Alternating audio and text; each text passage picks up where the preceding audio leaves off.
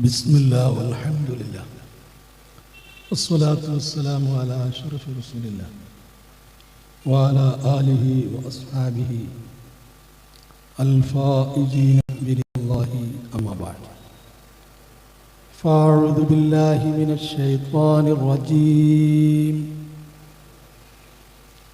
بسم الله الرحمن الرحيم قد أفلح من تزكى وذكر اسم ربه فصلى بل تؤثرون الحياة الدنيا والآخرة خير وأبقى إن هذا لفي الصحف الأولى صحف إبراهيم وموسى صدق الله العظيم الصلاة والسلام عليك يا سيدنا يا رسول الله خذ بيدي قلت حيلتي أدركني الصلاة والسلام عليك يا سيدنا يا رسول الله خذ بأيدينا قلت حيلتنا أدركنا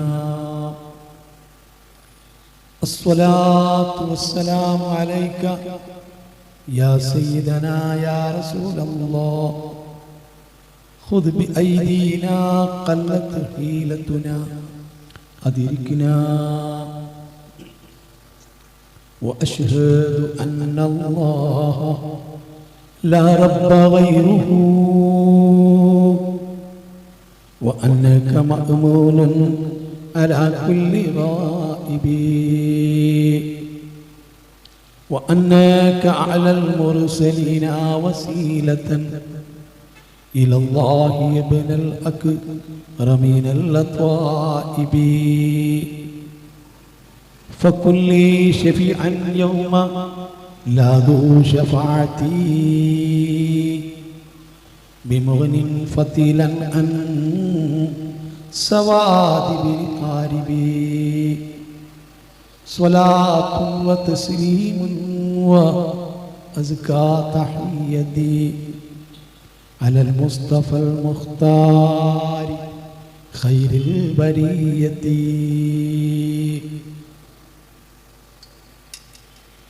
ആദരണീയരായ പണ്ഡിതന്മാരെ, കാരണവന്മാരെ, സുന്നത്ത് ജമാഅത്തിൻ്റെ കർമ്മോത്സുകരായ പ്രവർത്തകരെ, മാന്യ സഹോദര സഹോദരികളെ, അല്ലാഹു സുബ്ഹാനഹു വ തആല നാം ഒരുമിച്ച് കൂടിയതും പറയുന്നതും കേൾക്കുന്നതും സ്വാലിഹായ അമലായി സ്വീകരിക്കുമാറാകട്ടെ. നമ്മിൽ നിന്ന് മരിച്ചുപോയ മാതാപിതാക്കൾ, മശായിഖുമാർ, ഉസ്താദുമാർ, ബന്ധുമിത്രാദികൾ, പ്രസ്ഥാന ബന്ധുക്കൾ, ഈ മഹല്ലത്തിലെ ഖബർസ്ഥാനിൽ മറവ് ചെയ്യപ്പെട്ട് കിടക്കുന്ന മുഅ്മിനീങ്ങൾ, മുഅ്മിനാത്തുകൾ, എല്ലാവരുടെയും ബർസഖിയായ ജീവിതം അല്ലാഹു സന്തോഷിപ്പിക്കുമാറാകട്ടെ. ഈ മഹത്തായ മജ്ലിസ് സംഘടിപ്പിച്ചിട്ടുള്ളവർ, ഇതിന് സഹായങ്ങളും മറ്റു ഒത്താശകളും ചെയ്തവർ, ഇതിൽ വെച്ച് പ്രത്യേകമായി ദുആ ചെയ്യണം എന്ന് ഏൽപ്പിച്ചിട്ടുള്ളവർ, നാം ദുആ ചെയ്യാൻ കടമപ്പെട്ടവർ, എല്ലാവരെയും നമ്മുടെ ദുആഇൽ അല്ലാഹു ഉൾപ്പെടുത്തുമാറാകട്ടെ. ഇതിൻ്റെ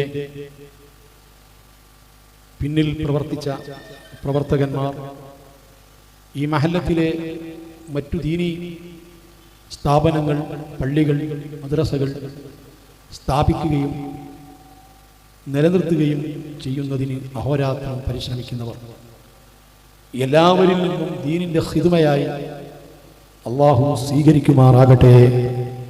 ആമീൻ യാ റബ്ബൽ ആലമീൻ എന്ന് ആമുഖമായി ദുആ ചെയ്യുകയാണ്.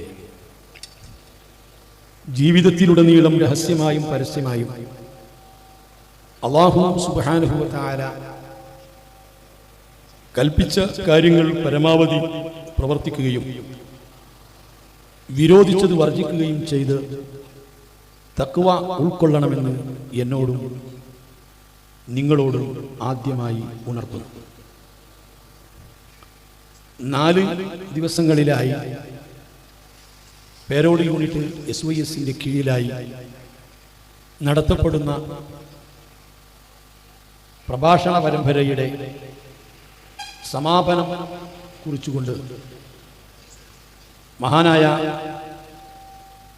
നൂർ സാദാത്ത് സയ്യിദ് ബായാർ തങ്ങളുപ്പാപ്പയുടെ സാരവത്തായ ഉപദേശങ്ങളും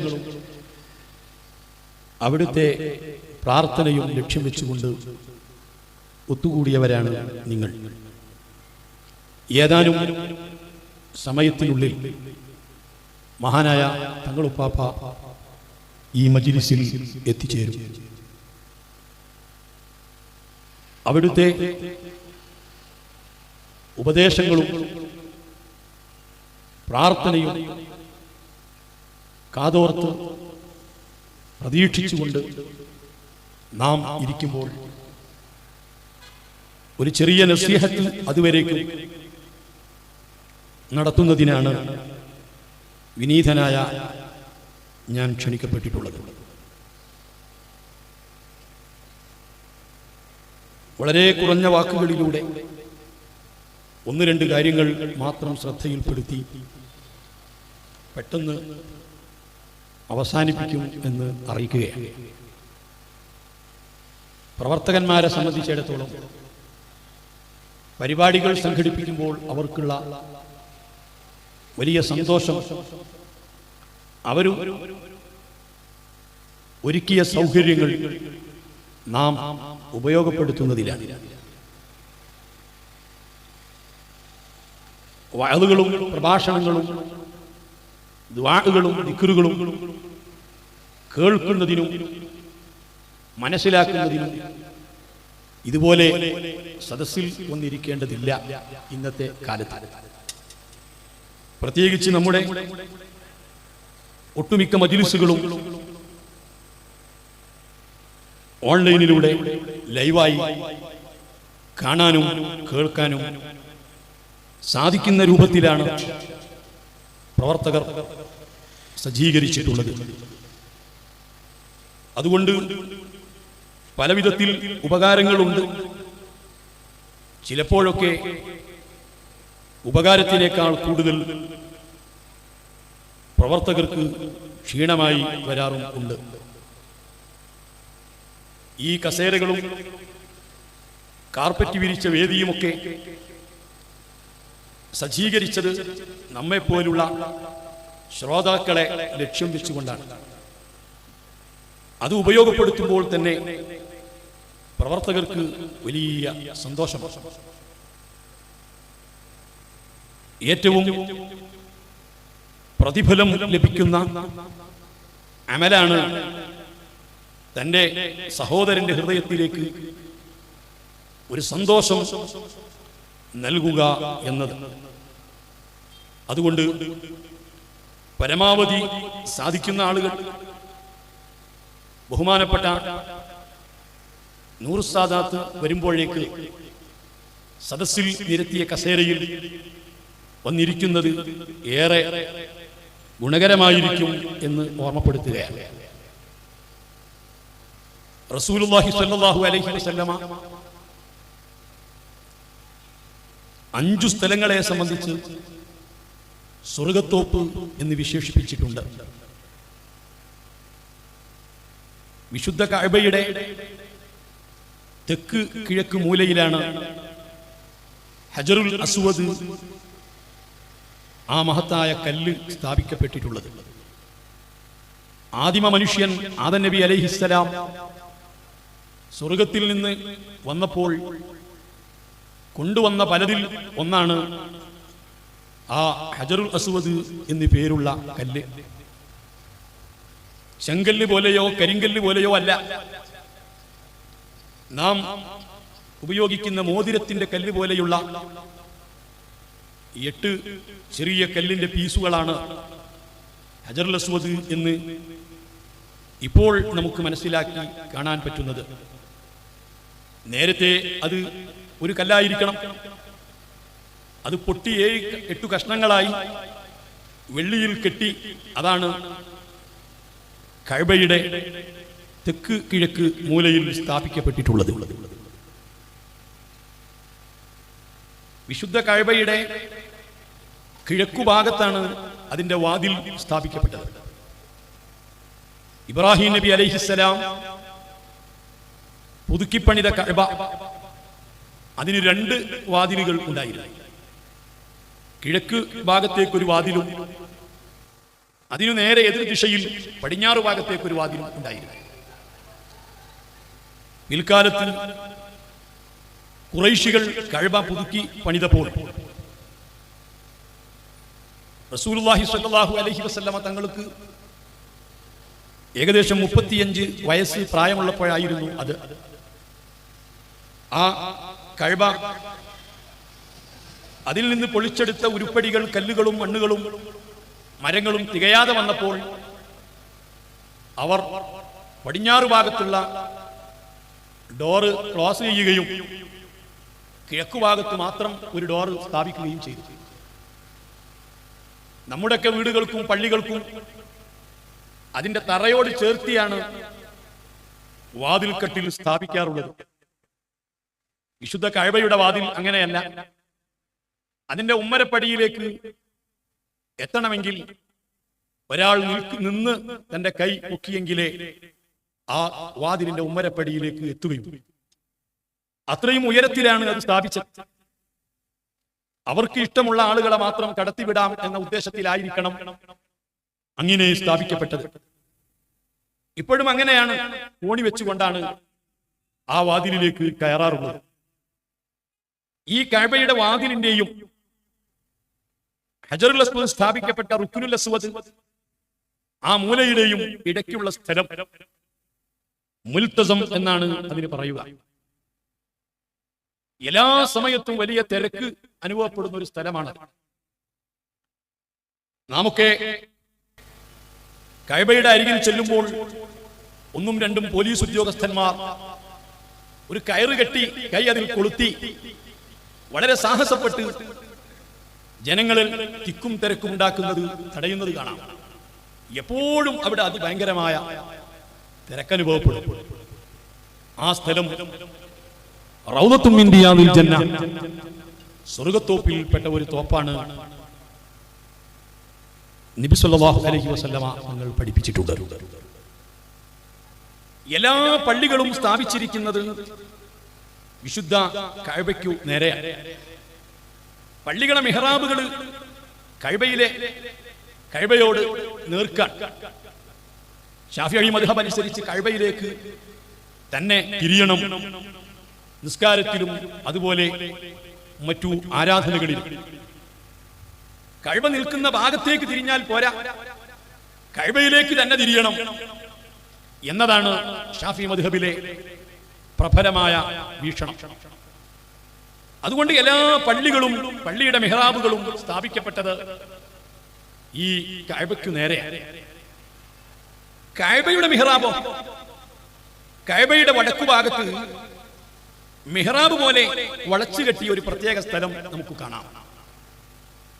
ഹിജ്ർ ഇസ്മായിൽ എന്നാണ് അതിന് പറയുക. ആ ഹിജ്ർ ഇസ്മായിൽ നേരെ വടക്കുഭാഗത്താണ്. അത് മുത്തുനബി സ്വല്ലല്ലാഹു അലൈഹി വസല്ലമ തങ്ങൾ അന്ത്യവിശ്രമം കൊള്ളുന്ന മദീനയിലെ ഹുജ്റത്തു ശരീഫയ്ക്ക് നേരെയാണ്. അതാണ് മുത്തുനബി സ്വല്ലല്ലാഹു അലൈഹി വസല്ലമ തങ്ങളെ സംബന്ധിച്ച് ഖിബ്ലത്തുൽ ഖിബ്ല, ഖിബ്ലയുടെ ഖിബ്ല എന്ന് പറയാറുണ്ട്. എല്ലാ പള്ളികളുടെയും ഖിബ്ല കഅബയുടെ നേരെയാണ്.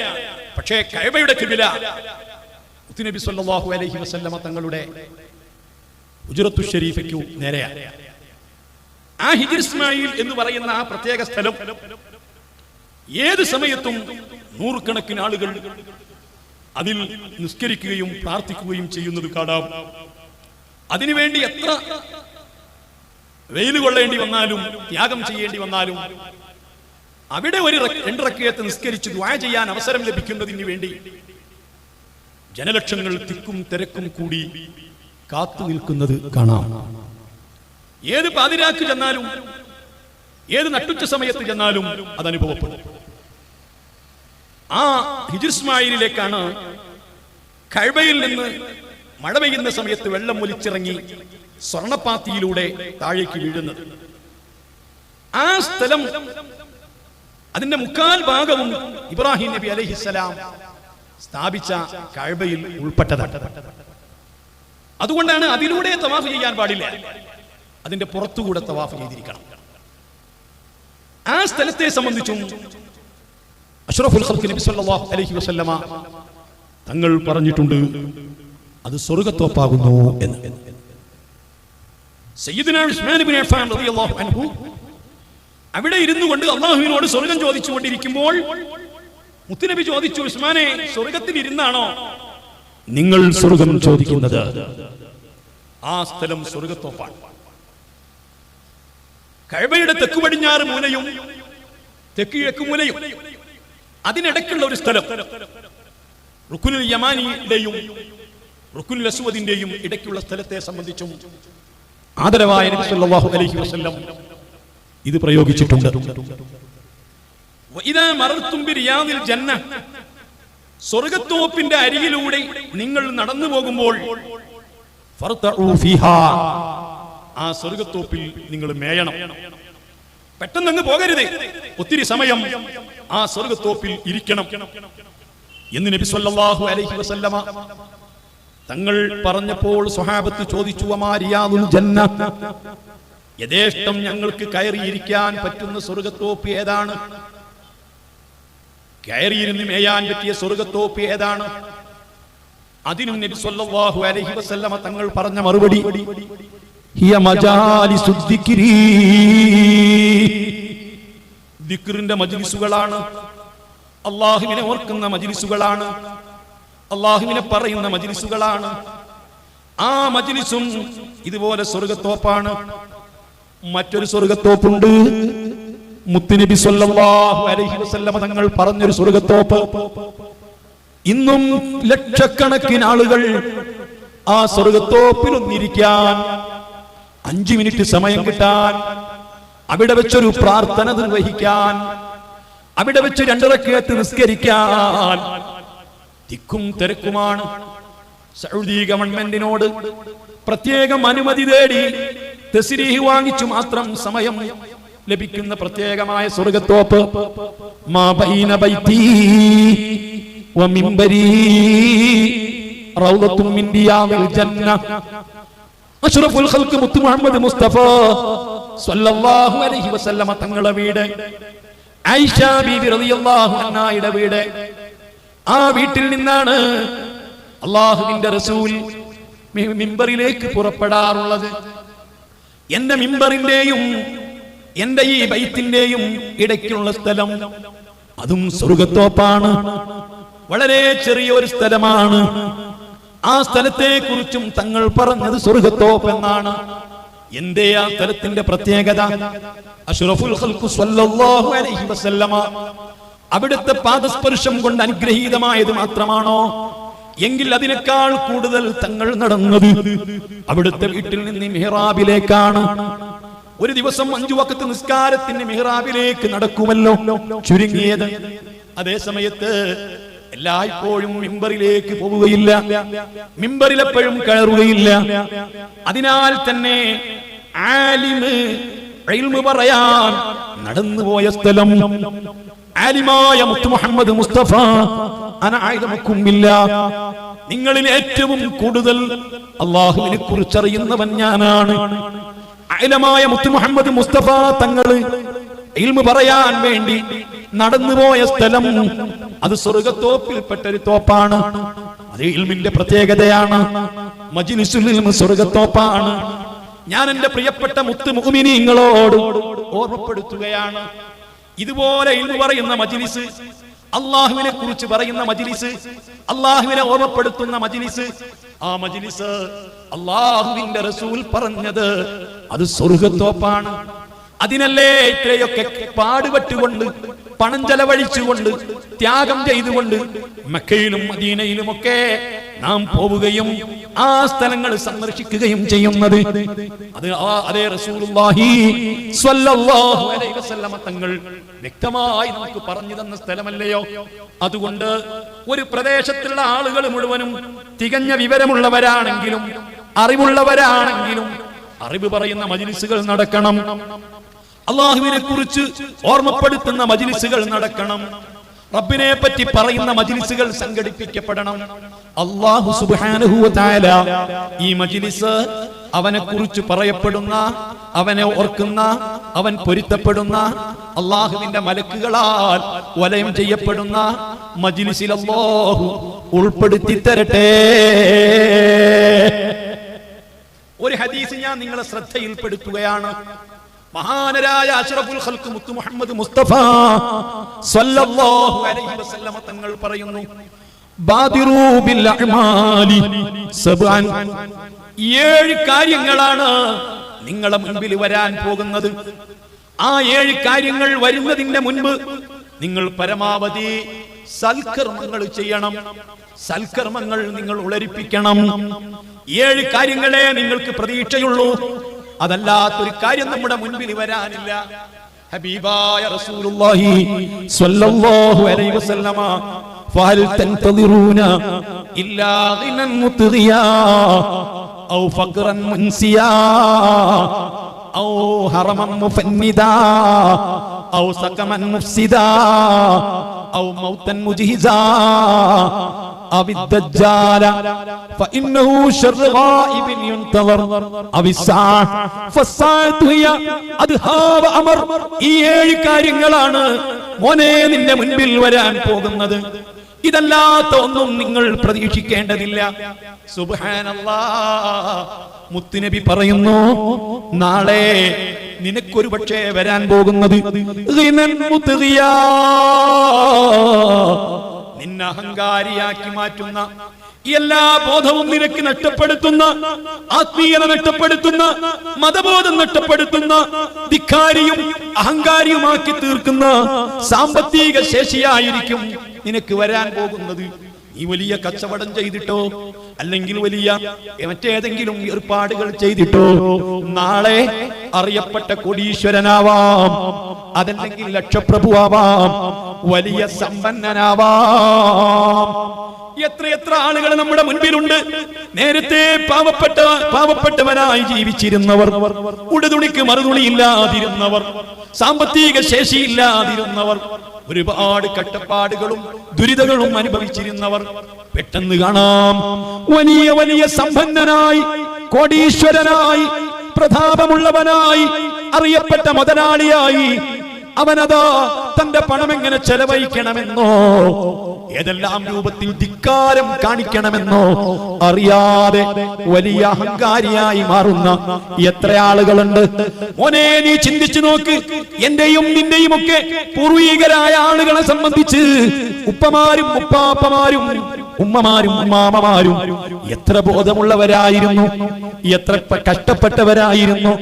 ഞാനും നിങ്ങളും ഇന്ന് അനുഭവിക്കുന്ന സുഖത്തിന്റെ, സൗകര്യങ്ങളുടെ 100ൽ 1 അംശം പോലും അവരനുഭവിച്ചിരുന്നില്ല. അവർക്ക് ചിന്തിക്കാൻ സാധിച്ചിരുന്നില്ല. ആ സ്ഥാനത്ത് എന്തെല്ലാം സുഖങ്ങളാണ്, എന്തെല്ലാം സൗകര്യങ്ങളാണ്, എത്ര കണ്ട് പണപ്പെരുപ്പമാണ്, എത്ര ആർഭാടമുള്ള വീടുകളാണ്, എത്ര സൗകര്യമുള്ള ജീവിതമാണ്. ഇതെല്ലാം പടച്ച റബ്ബ് നമുക്ക് നൽകിയതാണ്. അതിനാൽ ഇനി ഇന്നും ഓരോരുത്തർക്കും പ്രതീക്ഷിക്കാനുള്ളത് ഒരുപക്ഷേ അത്തരത്തിലുള്ള സാമ്പത്തിക ശേഷിയായിരിക്കാം, ഐശ്വര്യമാവാം. അങ്ങനെ ഒരു ഐശ്വര്യം വന്നാൽ, സാമ്പത്തിക ശേഷി വന്നാൽ, നേരത്തെ കൃത്യമായി നിസ്കരിച്ചിരുന്നവർക്ക് കൃത്യമായി നിസ്കരിക്കാൻ കഴിഞ്ഞില്ലെന്ന് വരും. നേരത്തെ ഖുർആൻ ഓതിയവർക്ക് ഖുർആൻ ഓതാൻ സാധിച്ചില്ലെന്ന് വരും. നേരത്തെ ഇൽമിന്റെ മജ്‌ലിസിൽ പങ്കെടുത്തവർക്ക് ഇനി അത് കേൾക്കാനും പങ്കെടുക്കാനും കഴിഞ്ഞില്ലെന്ന് വരും. ഞാൻ ചോദിക്കട്ടെ മുസ്ലിമീങ്ങളെ, നമ്മുടെ നാട്ടിൽ എത്രയെത്ര സമ്പന്നരുണ്ട്, എത്രയെത്ര സാമ്പത്തിക ശേഷിയുള്ളവരുണ്ട്, ധർമ്മം കൊടുക്കുന്നവർ ചെയ്യുന്നവരാവാം, പല വിധത്തിൽ സഹായം ചെയ്യുന്നവരാവാം. അതേ സമയത്ത് എത്രയോ ഇബാദത്തുകളിൽ, നന്മകളിൽ അവര് പിറകിലായി പോയി. കാലത്തെഴുന്നേറ്റ് സുബഹിക്ക് നിസ്കരിച്ചിരുന്നവർ, സുബഹിക്ക് പള്ളിയിൽ കൃത്യമായി വന്നിരുന്നവർ, ജുമുഅക്ക് നേരത്തെ എത്തിയിരുന്നവർ, എല്ലാ വെള്ളിയാഴ്ചയും അൽ-കഹ്ഫ് സൂറത്ത് ഓതിയിരുന്നവർ, ആയിരക്കണക്കിന് സ്വലാത്തുകൾ ചൊല്ലി തീർത്തിരുന്നവർ, ഇൽമിന്റെ മജ്ലിസിലൊക്കെ സജീവ സാന്നിധ്യം ഉണ്ടായിരുന്നവർ, അല്ലാഹു സുബ്ഹാനഹു വ തആല അവർക്ക് വലിയ സാമ്പത്തിക ശേഷിയും തിരക്കുകളും ഐശ്വര്യവും കൊടുത്തപ്പോ ഇന്നവർക്ക് സമയമില്ല. അവർക്ക് ആകെ സമയം ഒന്നിനേ ഉള്ളൂ, പണം നൽകാൻ, സഹായം നൽകാൻ. അതിന് മാത്രമേ അവർക്ക് പലപ്പോഴും സാധിക്കുന്നുള്ളൂ. അതേ സമയത്ത് നന്മ കൊണ്ട് ഹബീബായ തങ്ങൾ പറയുന്നു, ഇതുപോലത്തെ സാമ്പത്തിക ശേഷി വരുന്നതിന്റെ മുമ്പ് നിങ്ങള് സൽക്കർമ്മങ്ങൾ ചെയ്യണേ. നിങ്ങൾ സ്വാലിഹായ അമലുകൾ ആത്മാർത്ഥമായി ചെയ്യുമ്പോൾ ആ സാലിഹായ അമലുകളെ ബറക്കത്ത് കൊണ്ട് നിങ്ങൾക്ക് സാമ്പത്തിക ശേഷി വന്നാൽ തന്നെ നിങ്ങൾ റബ്ബിനെ മറക്കുകയില്ല, നിങ്ങൾ ധിക്കാരികളാവുകയില്ല, ദീൻ കൈയൊഴിയുകയില്ല. അല്ലാഹു സുബ്ഹാനഹു വ തആല സാമ്പത്തിക പുരോഗതി നൽകുമ്പോൾ, വിദ്യാഭ്യാസം നൽകുമ്പോൾ, സ്ഥാനം നൽകുമ്പോൾ, അധികാരം നൽകുമ്പോൾ, വലിയ സ്വാധീനങ്ങൾ ലഭിക്കുമ്പോൾ റബ്ബിനെ മറക്കുകയല്ല. അതല്ല നമ്മൾ വേണ്ടത്. അറിയില്ലേ, നാളെ മഹ്ശറാ വൻസഭയിൽ എല്ലാ രംഗത്തും ഓരോ പ്രവാചകന്മാരുണ്ട്. മഹാനായ സുലൈമാൻ നബി അലൈഹിസ്സലാം അധികാരത്തിന്റെ എല്ലാം അനുഭവിച്ച മഹാനാണ്. മനുഷ്യരെ മാത്രമല്ല, പക്ഷികളെ മാത്രമല്ല, മൃഗങ്ങളെ മാത്രമല്ല, കടലിലും കരയിലുമുള്ള സർവ്വ ജീവജാലങ്ങളെയും, അതേ ജിന്നുകളെ വരേക്കും കൃത്യമായി ഭരിച്ചിരുന്ന, എല്ലാ മൃഗങ്ങൾക്കിടയിൽ നീതി നടപ്പാക്കിയിരുന്ന, എല്ലാവരെ കാര്യങ്ങളും ശ്രദ്ധിച്ചിരുന്ന നിമിഷം ഈ ഭൂമിയുടെ മേൽ എനിക്ക് സ്വാധീനം നൽകണം, എനിക്ക് അധികാരം നൽകണം. മഹാനായ മൂസ നബി അലൈഹി സ്വലാത്തു വസ്സലാം തങ്ങളുടെ വാക്കുകൾക്കനുസരിച്ചുകൊണ്ട് ഭൂമിയുടെ മേൽ സ്വാധീനം കൊടുത്തപ്പോൾ മഹാനായ മൂസ നബി അലൈഹി സ്വലാം ഭൂമിയോട് കാറൂൻ മുതലാളിയെ പിടിക്കാൻ വേണ്ടി പറയുന്നു. അവന്റെ സർവ്വസമ്പത്തുകളും അവന്റെ പാലസും എല്ലാം തന്റെ മുൻപിൽ കൊണ്ടുവച്ചിട്ട് ബഹുമാനപ്പെട്ട മൂസ നബി അലൈഹി സ്വലാം കാറൂനെ മാത്രമല്ല പിടിക്കാൻ പറയുന്നത്, കാറൂന്റെ കൊട്ടാരം, കാറൂന്റെ സമ്പത്ത്, കാറൂന്റെ എല്ലാം തന്റെ സമീപത്ത് കൊണ്ടുവരുന്നു. ഭൂമിയെ അല്ലാഹു തആല സ്വാധീനം, ഭൂമിയുടെ മേൽ മൂസാ നബിക്ക് സ്വാധീനം കൊടുക്കുന്നു. എന്നിട്ട് പിടിക്കാൻ പറയുന്നു. അതേ മുട്ടുവരേക്കും താഴുമ്പോൾ ബഹുമാനപ്പെട്ട മൂസ നബിയോട് കെഞ്ചി പറയുന്നു. അതേ മൂസ നബി അലൈഹി സ്വലാത്തു വസ്സലാം തങ്ങൾക്ക് മനസ്സലിവ് തോന്നിയില്ല. വീണ്ടും പറയുന്നു. അതേ മൂസാ നബി അലൈഹി സ്വലാത്തു വസ്സലാം തങ്ങളോട് പറഞ്ഞതിനു പകരം അല്ലാഹുവിനോടാണ് ദയാലുവായ, കാരുണ്യവാനായ, അങ്ങേയറ്റം വിട്ടുവീഴ്ച ചെയ്യുന്നവനായ, ഗഫൂറായ, ഗഫാറായ, റഹീമായ അല്ലാഹുവിനോട്, റഹ്മാനായ അല്ലാഹുവിനോടാണ് പറഞ്ഞിരുന്നെങ്കിൽ. പക്ഷേ കാറൂൻ മുതലാളി പറഞ്ഞില്ല. ആ കാറൂൻ മുതലാളിയും തന്റെ പാലസും തന്റെ എല്ലാ സമ്പത്തും ഭൂമിയിൽ കൂടി ആ താഴ്ന്നു പോയി. ലോകത്തിന് രക്ഷപ്പെടുത്താൻ കഴിഞ്ഞില്ല, ഒന്നും ചെയ്യാൻ കഴിഞ്ഞില്ല. സുബ്ഹാനല്ലാഹ്. എപ്പോഴാണ് നമ്മുടെ ഐശ്വര്യം അഹങ്കാരിയാക്കുന്നതെന്നറിയില്ല. അങ്ങനെ അഹങ്കാരിയാവാതിരിക്കാൻ, നാളെ എനിക്ക് സമ്പത്താണ് കൂടുന്നതെങ്കിൽ, സൗകര്യങ്ങളാണ് കൂടുന്നതെങ്കിൽ, അധികാരമാണ് കൂടുന്നതെങ്കിൽ, സ്ഥാനമാണ് കൂടുന്നതെങ്കിൽ, പലതും എനിക്ക് കിട്ടുന്നുവെങ്കിൽ, അതൊന്നും കിട്ടിയാലും എന്റെ ആത്മീയത നഷ്ടപ്പെട്ടു പോകരുത്, റബ്ബിനെ കുറിച്ചുള്ള ചിന്ത മറന്നു പോകരുത്, ഈമാൻ തെറ്റിപ്പോകരുത്, നേരത്തെ ചെയ്തുകൊണ്ടിരിക്കുന്ന ഒരു ഇബാദത്തും കുറഞ്ഞു പോകരുത്. അതിനുവേണ്ടി നിങ്ങൾ അമലുകൾ ചെയ്യണേ, ഉളരിപ്പിക്കണേ. അതല്ലെങ്കിൽ ഇനി നിങ്ങൾക്ക് വരാൻ പോകുന്നത് മുത്തുനബി പറയുന്നു, ഔ ഫഖറൻ മുൻസിയാ, എല്ലാം മറപ്പിച്ച് കളയുന്ന ദാരിദ്ര്യമാണ് ഇന്ന്. സുബ്ഹാനല്ലാഹ്. നിങ്ങൾക്ക് പലതും ഓർമ്മയുണ്ട്, അല്ലാഹുവിനെ ഓർമ്മയുണ്ട്, നിങ്ങൾക്ക് ദീൻ ഓർമ്മയുണ്ട്, പള്ളി ഓർമ്മയുണ്ട്, എല്ലാ കാര്യങ്ങളും നിങ്ങൾക്ക് ഓർമ്മയുണ്ട്. എന്നാൽ കടുത്ത ദാരിദ്ര്യം അനുഭവപ്പെട്ടാൽ, പശിയടക്കാൻ പോലും ഭക്ഷണമില്ലാതെ വന്നാൽ, പിഞ്ചു മക്കൾ മക്കൾ കാൽക്കൽ കിടന്ന് കരയുന്ന രംഗം വന്നാൽ വീട്ടിലേക്ക് കയറി വരുമ്പോൾ ഭാര്യയ്ക്കും മക്കൾക്കും ഒരുപാട് ആവശ്യങ്ങളുണ്ട്, ആവശ്യങ്ങൾ പറയുന്നുണ്ട്. പിഞ്ചുമക്കളെ മുഖത്ത് നോക്കുമ്പോ സങ്കടമുണ്ട്. അപ്പുറവും ഇപ്പുറവും പഠിക്കുന്ന ചെറിയ കുട്ടികള്, അവർക്ക് ടോയ്സുകളും മറ്റും ലഭിക്കുമ്പോൾ, പഠനോപകരണങ്ങൾ വാങ്ങുമ്പോൾ, സൗകര്യത്തോടെ ജീവിക്കുമ്പോൾ, വീട് ഭംഗി കൂട്ടുമ്പോൾ അവനവന്റെ വീട്ടിലെ പിഞ്ചുമക്കൾ അത് കണ്ട് പറയുമ്പോ ഒന്നും ചെയ്യാൻ കഴിയാതെ ജീവിതത്തിന്റെ രണ്ടറ്റം മുട്ടിക്കാൻ കഷ്ടപ്പെടുന്ന ദാരിദ്ര്യം നിങ്ങൾക്ക് വരാം. അങ്ങനത്തെ ഒരു ദാരിദ്ര്യം വന്നാൽ നിങ്ങൾക്ക് ഒന്നും പിന്നെ ഓർമ്മയുണ്ടാവില്ല. നിസ്കരിക്കണമെന്ന് ഓർമ്മയുണ്ടാവില്ല, ഖുർആൻ ഓതണമെന്ന് ഓർമ്മയുണ്ടാവില്ല, ദിക്ർ ചൊല്ലണമെന്ന് ഓർമ്മയുണ്ടാവില്ല, പള്ളിയിൽ പോകാൻ സമയമുണ്ടാവില്ല. അല്ലാ വെള്ളിയാഴ്ച ജുമുഅ കഴിഞ്ഞാൽ ഖതീബ് എഴുന്നേറ്റ് നിന്ന് വല്ലതും പറയുമ്പോ കേൾക്കാൻ സമയമുണ്ടാവില്ല, ഓർമ്മയിൽ വരില്ല. അല്ലാ പശിയടക്കാൻ, കുഞ്ഞുങ്ങൾക്ക് അന്നം വാങ്ങാൻ, ഭക്ഷണം വാങ്ങാൻ, ജോലി ചെയ്യാൻ, കട തുറക്കാൻ, മുതലാളിയെ പ്രീതിപ്പെടുത്താൻ കൃത്യമായിട്ട് ഫർളുകൾ മാത്രം നിസ്കരിച്ചു പോരുന്ന ആ രൂപത്തിലുള്ള ദാരിദ്ര്യമായിരിക്കും ഒരുപക്ഷെ നാളെ നിങ്ങൾക്ക് വരാൻ പോകുന്നത്. അങ്ങനത്തെ ഒരു ദാരിദ്ര്യം വന്നാൽ പിന്നെ നിങ്ങൾക്ക് ഒരാളെയും സഹായിക്കാൻ കഴിയില്ല, ഒരു കാര്യവും ചെയ്യാൻ കഴിയില്ല. നിങ്ങൾ ഇന്ന് സൽക്കർമ്മങ്ങൾ ചെയ്താൽ അത്തരത്തിലുള്ള ദാരിദ്ര്യം നിങ്ങൾക്ക് എത്തുകയില്ല. ഇനി എത്തിയാൽ തന്നെ നിങ്ങളെ മനസ്സ് തെറ്റുകയില്ല, മാനസിക നില തെറ്റുകയില്ല, പേടിയുണ്ടാവില്ല. അല്ലാഹുവിൽ എല്ലാം സഹിക്കാനും ക്ഷമിക്കാനും നിങ്ങൾക്ക് കരുത്തു പകരുന്നതാണ്. അതിന്റെ മുൻപ് നിങ്ങൾ അമൽ ചെയ്യണേ. മുഹമ്മദുർ റസൂലുള്ളാഹ്. അത്തരത്തിലുള്ള ദാരിദ്ര്യം നിങ്ങൾക്ക് വരാൻ സാധ്യതയുണ്ട്. നിങ്ങൾ ആലോചിച്ച് നോക്ക്, അത്ര വലിയ ദാരിദ്ര്യം വന്നാൽ എന്താ സംഭവിക്കുക? വർത്തമാനകാലത്ത് എത്ര ആളുകൾ അങ്ങനെ ദാരിദ്ര്യത്തിൽ കഷ്ടപ്പെടുന്നുണ്ട്. ഉള്ള സമയത്ത് നല്ല വീട് വെച്ചു, സമ്പാദ്യം മുഴുവൻ വീടുമേലായി, അല്ലെങ്കിൽ അന്ന് അടിച്ചു പൊളിച്ച് ജീവിച്ചു, അന്ന് കൂടുതലൊന്നും സുഹൃതങ്ങൾ ചെയ്യാൻ കഴിഞ്ഞില്ല. ഇന്നിപ്പോ ജോലി നഷ്ടപ്പെട്ടു, ബിസിനസ് ഒക്കെ തകർന്നു, ലക്ഷക്കണക്കിന് കടബാധ്യതയായി, പുറത്തിറങ്ങാൻ പറ്റാതെയായി. ആ രൂപത്തിലുള്ള ദാരിദ്ര്യം നിങ്ങൾക്ക് വരാം. പറയുന്നത് ഞാനല്ല, മുഹമ്മദ് മുസ്തഫ. ഈ ദാരിദ്ര്യം വരുന്നതിന്റെ മുമ്പ് നിങ്ങൾ സൽക്കർമ്മങ്ങൾ ചെയ്യണം. ഖിയാമത്ത് നാളിനോടനുബന്ധിച്ച് വരാൻ പോകുന്നത് വലിയ സാമ്പത്തിക ശേഷിയല്ല, വലിയ ദാരിദ്ര്യമാണ്. 5 കാര്യം ഖിയാമത്ത് നാളിന്റെ മുൻപുണ്ടാകുമെന്ന് മുത്തുനബി പറഞ്ഞിട്ടുണ്ട്. അതിലൊന്നായിരുന്നു അതേവ കസറത്തുൽ മാൽ, വലിയ സാമ്പത്തിക ശേഷിയുണ്ടാകും.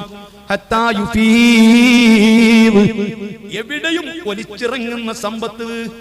എത്രയെത്ര ആളുകളാണ് സുബ്ഹാനല്ലാഹ് നല്ല 1-ാം തരം വീടുകൾ പോലും പൊളിച്ച്, 1-ാം തരം ഫ്ലോറിൽ വെച്ചിരിക്കുന്ന കടപ്പ പൊളിച്ച്, 1-ാം തരം നല്ല മാർബിൾ പോലും പൊളിച്ച് അതൊക്കെ മാറ്റിയിട്ട് സമ്പത്തിന്റെ ഒഴുക്കുകൊണ്ട് വലിയ വലിയ അത്യന്താധുനിക സൗകര്യങ്ങളുള്ള നല്ല ഭംഗിയുള്ള പ്രൗഢിയുള്ള വീടുകൾ നിർമ്മിച്ച എത്ര ആളുകളുണ്ട്. അല്ലാഹ്, ഒരു കല്യാണം നടക്കുമ്പോൾ ആ കല്യാണത്തിന് പടച്ച റബ്ബ് സമ്പത്ത് തന്നതിന്റെ പേരിൽ വലിയ ആർഭാടങ്ങൾ ഉണ്ടാക്കി ലക്ഷക്കണക്കിന് ഉറുപ്പിക ഒരാവശ്യവുമില്ലാതെ കത്തിച്ച് കളയുന്ന എത്ര മുസ്ലിമീങ്ങളുണ്ട്. ഓർത്തു നോക്കൂ, ആവശ്യത്തിനുള്ളതല്ല, അനാവശ്യമായി ലക്ഷങ്ങൾ പൊടിക്കുന്ന എത്ര ആളുകൾ. ആ നിലക്ക് സമ്പത്ത് ഇങ്ങനെ ഒഴുകുകയായിരുന്നു. ആ രൂപത്തിൽ സമ്പത്ത് ഒഴുകുന്ന ഒരു കാലം കഴിഞ്ഞുപോയി. ഇന്നെടുത്ത് നോക്കിയാൽ ലോകത്ത് വൻകിട രാഷ്ട്രങ്ങൾ പോലും വലിയ സാമ്പത്തിക ബുദ്ധിമുട്ടിലാണ്. ഖിയാമത്ത് നാളിനോടനുബന്ധിച്ച് തൊട്ടടുത്ത് വരാൻ പോകുന്നത് വലിയ ദാരിദ്ര്യമാണ്. ഇന്നലെ സോഷ്യൽ മീഡിയയിൽ ഒരു വാർത്ത കണ്ടു. ലക്ഷക്കണക്കിന് ആളുകൾ പട്ടിണി കിടക്കുകയാണ് ദക്ഷിണാഫ്രിക്കയിൽ. 1 ലക്ഷം ആളുകൾക്ക് ഭക്ഷണത്തിന് ആവശ്യമുണ്ട്. സുബ്ഹാനല്ലാഹ്, എല്ലുന്തിയിട്ട് ഭക്ഷണം കിട്ടാതെ എത്ര കുരുന്നുകളാണ് മരിക്കുന്നത്. ഈ ലോകത്ത് അങ്ങനെ ദാരിദ്ര്യം കൊണ്ട് മരിക്കുന്ന എത്ര ആളുകളുണ്ട്? ഇന്ത്യ രാജ്യത്ത് ദാരിദ്ര്യം കൊണ്ട് കഷ്ടപ്പെടുന്ന എത്ര ആളുകളുണ്ട്? ഇങ്ങനത്തെ കടുത്ത ദാരിദ്ര്യമാണ് ഖിയാമത്ത് നാളിനോടനുബന്ധിച്ച് വരാൻ പോകുന്നത്. ആരും മനസ്സിലാക്കണ്ട, ഈ സാമ്പത്തിക മാന്ദ്യം ഇതങ്ങ് അവസാനിച്ച് നല്ല ഒരു സാമ്പത്തിക ശേഷിയുടെ കാലം ഇനി വരുമെന്ന് പ്രതീക്ഷിക്കണ്ട. കഴിഞ്ഞ വർഷത്തേക്കാൾ കൂടുതൽ ദാരിദ്ര്യം ഈ വർഷം, ഇതിനേക്കാൾ കൂടുതൽ ദാരിദ്ര്യമാണ് മക്കളെ അടുത്ത വർഷം. ഇങ്ങനെ ഓരോ വർഷം കഴിയും തോറും കൊടും ദാരിദ്ര്യത്തിലേക്കാണ് പോകുന്നത്. അല്ലാഹുവിന്റെ റസൂൽ പറഞ്ഞതാണ്. അതിനാൽ അത്തരം ഒരു ദാരിദ്ര്യം വരുന്നതിന്റെ മുമ്പ് നിങ്ങൾ പരമാവധി സൽക്കർമ്മങ്ങൾ ചെയ്യണം. ആ സൽക്കർമ്മങ്ങളെ വെളിച്ചം കൊണ്ട് ലോകത്ത് മൊത്തം ദാരിദ്ര്യം അനുഭവപ്പെട്ടാലും നിങ്ങൾക്ക് അല്ലാഹു തആല വലിയ ബറക്കത്ത് ചെയ്യുന്നതാ. ഇനി ബറക്കത്തല്ല, സാമ്പത്തിക ദാരിദ്ര്യം വന്നാൽ തന്നെ നിങ്ങൾ അതിൽ നിന്ന് രക്ഷപ്പെടുന്നതോ. ഹബീബായ തങ്ങൾ പറയുന്നു, ഫാലിൽ തൻതളിറൂന, ഇതുമല്ലെങ്കിൽ ഇനി നിങ്ങൾക്ക് പ്രതീക്ഷിക്കാനുള്ളത് എന്താണ്? അല്ലാഹുവിന്റെ റസൂൽ പറയുന്നു, നിങ്ങളെ ആകെ തകർത്ത് കളയുന്ന രോഗമാ നിങ്ങൾക്ക് വരാൻ പോകുന്നത്. എത്രയെത്ര ചെറുപ്പക്കാരാണ് ആരോഗ്യമുള്ളവരാണ്, ഒരു കംപ്ലൈന്റും ഇല്ലാത്തവരാണ്. പെട്ടെന്നൊരു തലവേദന, അല്ലെങ്കിൽ പെട്ടെന്ന് വയറ്റിൽ കാണിച്ച, അങ്ങനെ വിദഗ്ധനായ ഡോക്ടറെ കാണിച്ചു, അങ്ങനെ എക്സ്റേ എടുത്തു, അല്ലെങ്കിൽ സ്കാൻ ചെയ്തു, പല ടെസ്റ്റുകൾ നടത്തി.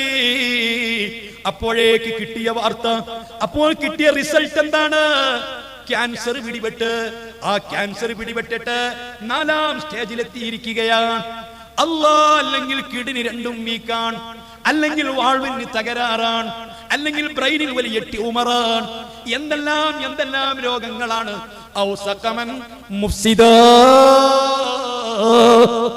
നിങ്ങളെ എല്ലാം കൊണ്ടും തകർത്ത് കളയുന്ന രോഗമാണ് നാളെ നിങ്ങൾക്ക് വരാൻ പോകുന്നത്. ഞാൻ ചോദിക്കുന്നു മക്കളെ, എന്താണ് നമ്മൾ പഠിക്കാത്തത്?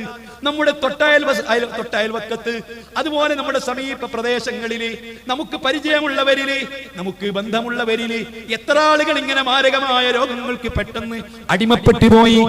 ആ രോഗം വന്നതോടുകൂടി പിന്നെ എല്ലാം തകർന്നു. ഇനി സുബ്ഹാനല്ലാഹ്, ആ മനുഷ്യന്റെ കഥ എന്താണ്? ഞാനൊരു ഉദാഹരണം പറയട്ടെ നിങ്ങൾക്ക് ചിന്തിക്കാൻ. ഒരു 10-25 വയസ്സുള്ള ഒരു ചെറുപ്പക്കാരൻ, SLC പരീക്ഷ കഴിഞ്ഞതാണ്, അല്ലെങ്കിൽ +2 കഴിഞ്ഞതാണ്, ഗൾഫിൽ പോയതാണ്, അല്ലെങ്കിൽ ബാംഗ്ലൂരിൽ പോയതാണ്, നല്ല കച്ചവടമാണ്, നല്ല അടിച്ചു പൊളിച്ച് ജീവിതമാണ്. ഒരു പണ്ഡിതനെയും അവൻ ആദരിക്കുന്നില്ല, ഒരു കാരണവരെയും അവൻ ആദരിക്കുന്നില്ല. ആരും അവനൊരു പ്രശ്നമല്ല. അവനവന്റെ യുദ്ധത്തിനൊത്തി തടിച്ചക്കൊത്തി ജീവിക്കുന്നു.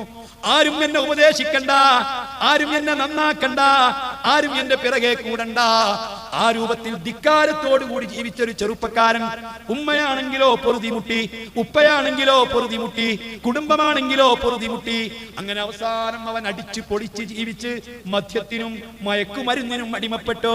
സുബ്ഹാനല്ലാഹ്, 10-25 വയസ്സായപ്പോൾ നല്ല സാമാന്യം ഭേദപ്പെട്ട കുടുംബത്തിൽ നിന്ന് അവനൊരു കല്യാണം കഴിച്ചു കൊടുത്തു. അതുകൊണ്ടെങ്കിലും നന്നാകുമോ എന്നായിരുന്നു പ്രതീക്ഷ. പക്ഷേ പ്രതീക്ഷ മുഴുവൻ തെറ്റിച്ചു. സുബ്ഹാനല്ലാഹ്, ഭാര്യാകുട്ടികാരും അവനെ കൊണ്ട് കുടുങ്ങി. എല്ലാവരും അവനെ കൊണ്ട് പൊറുതിമുട്ടി. അങ്ങനെ ഇരിക്കുമ്പോ അവൻ പാതിരാക്കപ്പോഴെങ്കിലും വീട്ടിൽ കയറി വരുന്നു. മദ്യത്തിലായി അവൻ ലക്കും ലഗാനുമില്ലാതെ കൂട്ടുകാരോടൊന്നിച്ച് അവൻ ക്ലബിലോ അല്ലെങ്കിൽ ഏതെങ്കിലും കളിസ്ഥലങ്ങളിലോ വിനോദങ്ങളിലോ ചെന്നുകൊണ്ട് തറഫത്ത് ബിൻ മഅ്ബദ് പറഞ്ഞ പോലെ, ഞാനതൊന്നും വിശദീകരിക്കാൻ സമയമില്ല, അങ്ങോട്ട് കടക്കുന്നില്ല. ജാഹിലിയ്യ കാലത്ത് അല്ലാഹുവിന്റെ റസൂൽ ജനിക്കുന്നതിന്റെ മുമ്പ് തറഫത്ത് ബിൻ മഅ്ബദ് എന്ന് പറയുന്ന ഒരു ചെറുപ്പക്കാരൻ ഉണ്ടായിരുന്നു. കേവലം 19 വയസ്സാണ് ജീവിച്ചത്. കുടിച്ച് കുടിച്ച് കുടിച്ച് സർവ്വത്തമ്മാടിത്തങ്ങളും ചെയ്ത് ലോകം കണ്ട സാഹിത്യകാരനാ. കഅബാലയത്തിൽ പോലും അവന്റെ കവിതകൾ കെട്ടിത്തൂക്കിയിരുന്നു. സബൂൽ മുഅല്ലഖ 2ാമത്തെ മുഅല്ലഖയാ. പക്ഷേ അവൻ പറഞ്ഞ ആ കാര്യങ്ങളാണ് മോനെ ഇന്ന് ഈ 14 നൂറ്റാണ്ടുകൾക്ക് ശേഷം നമ്മുടെ ചെറുപ്പക്കാരിൽ കാണുന്നത്. അതെ, ഏത് കാര്യത്തിനും സഹായത്തിനുണ്ട്. റോഡുകൾ നിയന്ത്രിക്കാൻ അവരുണ്ട്, കല്യാണ വീടുകളിൽ അവരുണ്ട്, അതേ മരിച്ചെടുത്തവരുണ്ട്, എല്ലാ നന്മയുടെ ഭാഗത്തുമുണ്ട്. പക്ഷേ രാത്രിയായി കഴിഞ്ഞാലോ ക്ലബിലും അവരുണ്ട്, കളിയിലും അവരുണ്ട്, തോന്നിവാസങ്ങളിലും അവരുണ്ട്. ഈ രൂപത്തിൽ ആരെയും പരിഗണിക്കാതെ യുവത്വത്തിൽ അവരെ യൗവനം തോന്നിവാസങ്ങളിലായി ചെലവഴിക്കുകയാ. ആ ചെറുപ്പക്കാരൻ 19 വയസ്സായപ്പോഴേക്ക് മരണത്തിന് അടിമപ്പെട്ടു, മരണത്തിന് കീഴടങ്ങേണ്ടി വന്നു. ഇതേ രൂപത്തിൽ 10-25 വയസ്സായി രാത്രി വന്ന് കിടന്നതാ. കൃത്യമായി എന്നും 8-9 മണിക്ക് എഴുന്നേൽക്കുന്ന ചെറുപ്പക്കാരൻ അന്ന് എഴുന്നേറ്റില്ല. എഴുന്നേൽക്കാത്തത് കണ്ടപ്പോൾ ഭാര്യ ചെന്ന് വിളിച്ചു നോക്കുമ്പോഴല്ലേ അവന് അനങ്ങാൻ പറ്റുന്നില്ല. കണ്ണെല്ലാം തുറിച്ചിട്ടുണ്ട്, അലക്ഷ്യമായി നോക്കുന്നുണ്ട്. അവന് സ്റ്റോക്ക് വന്നതാ. കയ്യനക്കാൻ പറ്റുന്നില്ല, എഴുന്നേൽക്കാൻ പറ്റുന്നില്ല. ഭാര്യ നിലയും വിളിയും കൂടുന്നു. ആർക്കും വിളിയും കൂട്ടി ആളുകൾ തടിച്ചുകൂടി. അവൻ വെറുങ്ങലിച്ച് നിൽക്കുന്നത് പോലെ അവന് സ്റ്റോക്ക് ബാധിച്ചതാ. സുബ്ഹാനല്ലാഹ്. ഈ ചെറുപ്പക്കാരിയായ ഭാര്യ പൊറുതിമുട്ടി. എങ്ങനെ പതുക്കെ അങ്ങ് എഴുന്നേൽപ്പിക്കാൻ ശ്രമിച്ചു. എഴുന്നേൽപ്പിക്കാൻ ശ്രമിക്കുമ്പോൾ അവൻ ഉദ്ദേശിച്ചതുപോലെ ആകുന്നില്ല. അപ്പോഴേക്കും ദേഷ്യമാണ്. അവനെ കൊണ്ടുപോയിട്ട് ഹോസ്പിറ്റലിൽ ചികിത്സിക്കുന്നു. അങ്ങനെ സാമ്പത്തികമായിട്ട് ഒരുപാട് പ്രയാസം വരുന്നു. കുടുംബം അവന് വേണ്ടി പലതും ത്യജിക്കുന്നു. അങ്ങനെ 8 10 15 ദിവസമാകുമ്പോഴേക്ക് നോക്കുന്നവരൊക്കെ ചടച്ചുപോയി, ക്ഷീണിച്ചുപോയി. ഭാര്യയ്ക്ക് വേണ്ട, കുടുംബത്തിന് വേണ്ട, ഉമ്മയ്ക്ക് വേണ്ട, ഉപ്പയ്ക്ക് വേണ്ട, ആർക്കും വേണ്ട. ആ കിടപ്പിൽ കിടന്നവൻ ആഗ്രഹിക്കുകയാണ്, ഒന്ന് മരിച്ചിരുന്നെങ്കിൽ. ബുദ്ധിയുണ്ടോ? മരിച്ചിട്ട് എന്തോ അലക്കയാ കിട്ടാൻ പോകുന്നത്. എന്താണ് ഉണ്ടാക്കി വെച്ചത്? ഇന്ന് വരെ സൃഷ്ടിച്ച റബ്ബിന് വേണ്ടി ഒരു സുജൂദ് പോലും ആത്മാർത്ഥമായി ചെയ്തിട്ടില്ല. ജീവിതത്തിൽ ഒരു ഖത്മ ഖുർആൻ ഓതി തീർത്തിട്ടില്ല. ജീവിതത്തിൽ മുത്തുനബിക്ക് ഒരു 100 സ്വലാത്ത് ചൊല്ലിയിട്ടില്ല. കൃത്യമായി നിസ്കരിച്ചിട്ടില്ല. അലിമീങ്ങളുമായി ഒരു ബന്ധം സ്ഥാപിച്ചിട്ടില്ല. ഒരു സുന്നത്ത് പോലും ചെയ്തത് ഓർമ്മയിലില്ല. അങ്ങനത്തെ നീ അങ്ങ് മരിച്ചാൽ എന്താണ് ഉണ്ടാക്കി വെച്ചത്? അല്ലാ, ഇതുപോലത്തെ രോഗമാണ് പെങ്ങളെ നിനക്ക് നാളെ വരാൻ പോകുന്നത്. ചെറുപ്പക്കാരാ, നിനക്ക് നാളെ വരാൻ പോകുന്നത്. അത്തരം രോഗങ്ങൾ വരുന്നതിന്റെ മുമ്പ് നീ സൽക്കർമ്മങ്ങൾ ചെയ്തോ. ആരോഗ്യമുള്ളപ്പോ 10-16 വയസ്സായപ്പോ, SLC കഴിഞ്ഞപ്പോ, +2 കഴിഞ്ഞപ്പോ കൃത്യമായി നിസ്കരിച്ച് പള്ളിയിൽ വന്ന് തുടങ്ങിയതാ. കൃത്യമായി ജോലിക്ക് പോകുന്നവനാ, കുടുംബം നോക്കുന്നവനാ, സുബഹിക്ക് എഴുന്നേൽക്കുന്നവനാ, പള്ളിയിൽ പോകുന്നവനാ, ഉസ്താദിന്റെ ക്ലാസ് കേൾക്കുന്നവനാ, സലാത്തിൽ പങ്കെടുക്കുന്നവനാ, അൽകൈഫ് ഓതുന്നവനാ, റബ്ബിനെ ഓർക്കുന്നവനാ, മാതാപിതാക്കളെ അനുസരിക്കുന്നവനാ, സമൂഹത്തിന് നന്മ ചെയ്യുന്നവനാ, സർവർക്കും വേണ്ടപ്പെട്ടവനാ. അങ്ങനത്തെ ഒരു ചെറുപ്പക്കാരൻ ഒരു 10-20 വയസ്സാകുമ്പോ ഇതുപോലെ രോഗം പിടിപെട്ട് അവന് സ്റ്റോക്ക് ബാധിച്ച് അനങ്ങാൻ പറ്റുന്നില്ല, രോഗിയായി പോയി. പേടിക്കണ്ട, അവന് നഷ്ടമില്ല. അവന് എത്ര കാലം കിടന്നാലും ആരോഗ്യമുള്ള സമയത്ത് ചെയ്യുന്ന സർവാമലുകളും അവന് രേഖപ്പെടുത്തുമെന്ന് മുത്തുനബിയാ അവന് രേഖപ്പെടുത്തുന്നതാ. അവനെത്ര ഭാഗ്യവാനാ, അവനെത്ര അള്ളാഹുവിന്റെ പൊരുത്തം കിട്ടിയവനാ. അവൻ കിടന്നാലെന്താ, അവൻ മരിച്ചാലെന്താ, അവന് വേണ്ടിയിട്ട് എത്രയെത്ര ആളുകൾ ദുആ ചെയ്യുന്നതാ. നിങ്ങൾക്കറിയുമോ, കേരളത്തിലെ സുന്നത്ത് ജമാഅത്തിന്റെ പണ്ഡിതന്മാര്, സുന്നത്ത് ജമാഅത്തിന്റെ സാദാത്യങ്ങള്, അതേ ഒട്ടുമിക്ക സാദാത്തുക്കൾക്കും ഒട്ടുമിക്ക അലിമീങ്ങൾക്കും ഒട്ടുമിക്ക നേതാക്കൾക്കും പരിചയമുള്ള ഒരു വ്യക്തി ഉണ്ടായിരുന്നില്ലേ? പൊയ്യത്ത് വയൽ അബ്ദു എന്ന് പറയുന്ന ഒരു സഹോദരൻ. അല്ലാഹു ദർജ ഉയർത്തി കൊടുക്കട്ടെ. വർഷങ്ങളോളം കിടന്ന കിടപ്പിൽ കിടന്നതോ, എഴുന്നേൽക്കാൻ പറ്റാതെ, നടക്കാൻ പറ്റാതെ, അനങ്ങാൻ പറ്റാതെ മലർന്ന് കിടന്നതോ. ഈ കേരളത്തിൽ അറിയപ്പെട്ട സർവ്വ ഉസ്താദുമാർക്കും ആ മുഖം പരിചയമാ. ആ വഴിക്ക് പോകുന്ന ഉസ്താദുമാര് മുഴുവനും, അതേ സാദാത്തുക്കൾ മുഴുവനും അദ്ദൂന്റെ അടുത്ത് പോകാത്തവരില്ലായിരുന്നു, അദ്ദുന് ദുആ ചെയ്യാത്തവരില്ലായിരുന്നു, അദ്ദുമായി ഫോൺ വിളിക്കാത്തവരില്ലായിരുന്നു.